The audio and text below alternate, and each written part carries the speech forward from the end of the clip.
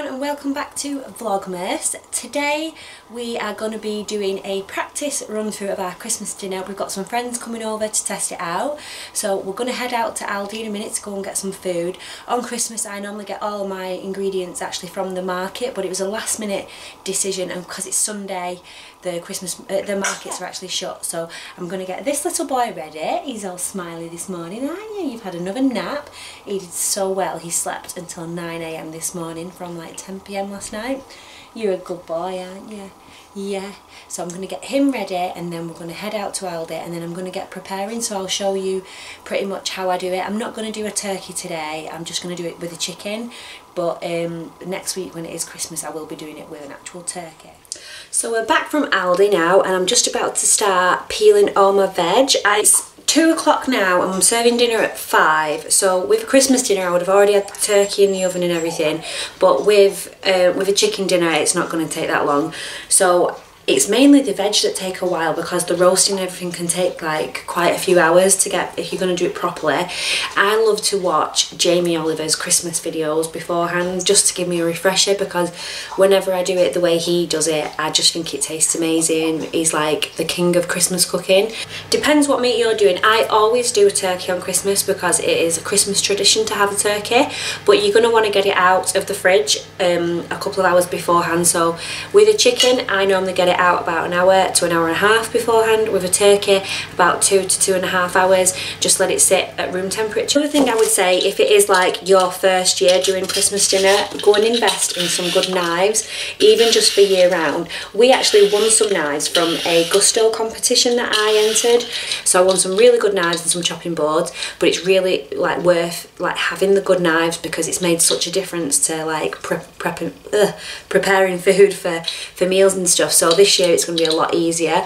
Get a good peeler, but I've got one of these kind of peelers because I can't do the knife style ones, but if you can do it that way that's so much easier. But yeah, I have one of these. I think these are so much easier to just peel. Give yourself plenty of time for cooking. Next week I will probably prepare a lot of stuff on Christmas Eve, like getting all my veg peeled and everything like that, so that on Christmas Day it is more relaxed. It's just a case of whacking everything in the oven and letting the oven do all the hard work. Carrots are a nightmare, so you're gonna want to get your carrots on well in advance. One year I'd bought a carrots and swede bag that was already chopped up, so I thought, oh, it's going to be really quick. I'll just put it on for boil. It'll probably take less than half an hour, and it took an hour and a half, and other things started to then overcook. So if you're doing carrots, like roasted carrots, mashed carrots, you're going to want to get them in. Even if you get your like carrots boiling, get them cooked through, and then you can leave them sat there in the pan ready to be mashed up, because you're going to warm them up anyway whilst you're mashing them. So to do the carrots, for the mashed carrots and swede, I will be chopping them like lengthways first and then just going along. So I've pretty much just quartered them and just go along, which is so much easier than trying to do it in like little circles and then trying to chop it up, which is how I actually used to do that before I learned to do it this way. So it's so much quicker.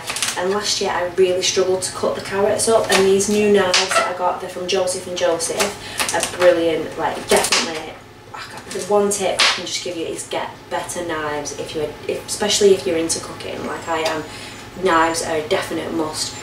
And with my carrots and swede, I don't mind if I do quite a lot, because if there's too much, what I'll do is I'll just put it in tubs and you can freeze it or have it the next day. And if you've got a baby and you're weaning, like mashed up carrots and swede, Penelope used to love that, so I used to just batch cook loads and loads and freeze it and then just microwave it whenever she would want it.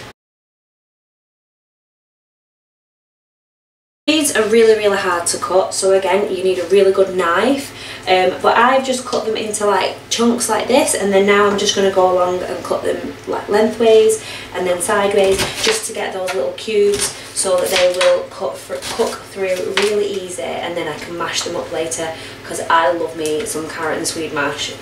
Every week at Sunday dinner I love carrot and swede mash. You can buy, like I said, you can buy the bags already chopped up from like Asda, Tesco, I think pretty much everywhere does them, or even still if you want to be a really big cheat you can buy frozen ones And it sounds awful, frozen ones, but if you add loads of butter, put them in the microwave, they actually taste really, really nice. I've done this before when I have them in the freezer for if I want a Sunday dinner and I can't be bothered to prep. They're a really, really hassle-free way of doing really nice, like mashed up carrots and swede.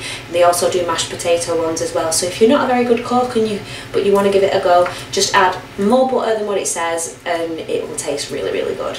For my roasting carrots, I tend to just chop them like quite chunky, so like this sort of size. I don't chop them in half or anything like that lengthways, just chop like bits off so they're nice and chunky, and they make a really nice roasted carrot. And I will show you what I put in there when I get there. So next I'm going to do my roasted veg, so it's going to be my carrots and my parsnips. They're going to go in the same oven dish. I'm going to actually get a bigger oven dish for next week, but just for today I'm using this medium sized one. And for the carrots, like I said, I've chopped them up like that. I'm going to parboil the carrots. I'm not going to parboil the parsnips because they can go a bit mushy, but because these are going to go in the oven for about an hour with your roast potatoes. But I'm going to parboil them with some salted boiled water and cook them just for a couple of minutes through with the boiled water, and then I'm going to mix them all up together. When you're doing parsnips, you can cut them in half like this, but I like, when I'm doing them roasted with the carrots as well, I like to cut them into quarters. For the chicken, I've preheated my oven to 190 degrees. That's gas mark 5. I'm not sure what that is in Fahrenheit. But what I'm going to do first is make a really nice trivet for the chicken to sit on. And with a turkey I would do the same, but just obviously a larger portion. And with a turkey I would also leave the oven on 190, but you would normally do it for like 35 minutes per kilo.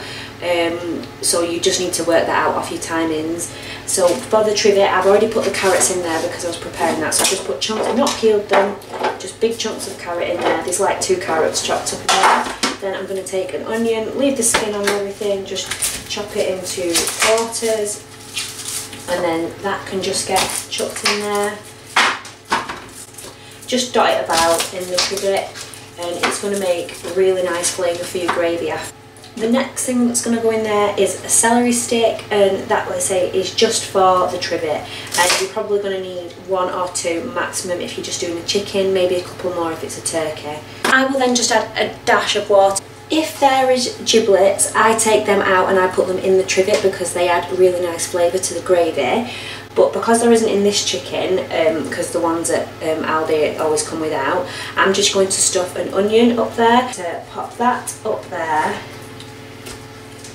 So that is going to add some flavour, and then I'm then going to take my butter, and what you're going to want to do is just lift the skin here around the nape of the neck and peel the skin away from the actual chicken breast, which is quite difficult and it is very gross. It is not for the faint-hearted.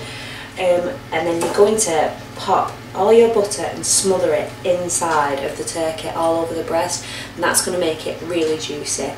Another tip for a chicken is to cook it upside down for an hour first and then turn it over halfway through, which is a really good trick because all the juices will come to the bottom. I will then take all of my seasoning, so I've got rosemary here, I'm just going to pop that in a bowl, and then I'm going to add a little bit of extra virgin olive oil, if I can get into there. Yeah, that just sprayed all over me. Great. So yeah, I'm just going to sprinkle a little bit of that on the rosemary, but what I'm going to actually do is I'm going to save this bowl for afterwards because I'm going to add some more to the roast potatoes. So just get that all in there. And then what I'm going to do with this is I'm going to pop some up its bottom.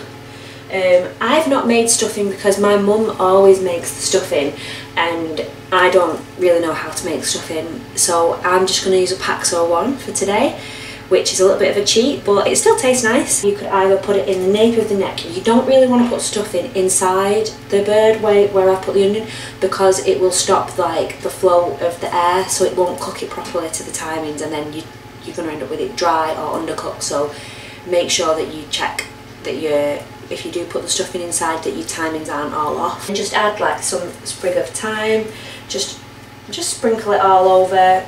I'm a bit haphazard, I've not really got a strategy for it, but I get a lot of compliments on my roast dinners and on my Christmas dinner, so it must be working out okay for me. Jamie Oliver's tutorials must be paying off. Just spread a few bay leaves around everywhere, and I'm just going to season with a bit of salt, a bit of pepper,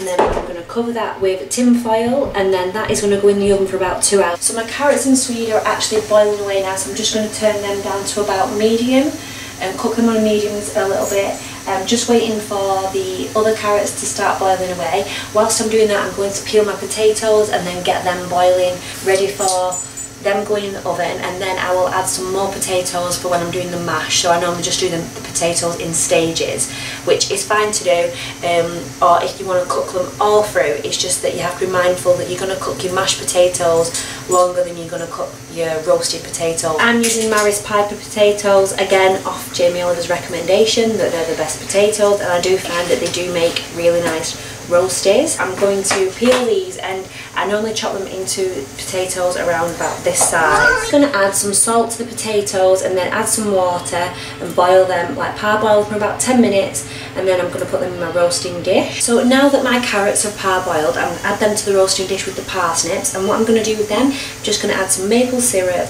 some extra virgin olive oil and some sprigs of thyme, and that's going to make a really nice flavour when you're roasting them. They're going to be roasted at about 190 again, and that's going to be about an hour. So everything is all mixed up and everything is looking great. Usually I would use a bigger roasting dish, but I didn't actually have one, so I'm hoping these all cook fine in here. But we're an hour into cooking the chicken, and I'm just going to add some goose fat to give that extra flavour. A little bit more rosemary on top there. Bottom is, it's not looking dry, but I want to add a little bit more in there for the gravy afterwards, so I'm just going to add just about 200 ml of water. Actually, not even that. I'm not even adding 50 ml because it's gone right up as soon as I've added 50 ml. So 50 ml of water. Cover that back up, and that's going to go in for another. So I'm going to chop and peel the sprouts, and then I'm going to set them to one side until I need them later, because it's going to be much nearer the end. And I'm just going to chop them into smaller, like half sizes, and just put them in a bowl and set them aside for one later. And I'm not going to parboil these because I'm going to be cooking them a different way. Parboiled the potatoes for the roasties, and that was for 10 minutes in salted boiled water. So I'm just going to drain them now in a colander. Just going to give them a bit of a shake about in there, just to fluff them up a little. And I'm just going to put them in a single layer in the open dish. You can use olive oil, butter, but I'm going to use goose fat today because it's Christmas, so why not? That's a little bit much maybe. Give a little bit of a shake up. I think this salt thing's broke. Good seasoning of salt and pepper. Rosemary, you're just going to add the extra virgin olive oil, which I've already done. Some thyme in there. You're just going to add a splash, if I can get this off, so that all the roasting vegetables have been in for about 30 minutes now. So just press down, you're going to hear that crunch, and it's just to break them just a tad, nothing major. And then all them herbs that we mixed before, we're just going to drizzle that all over.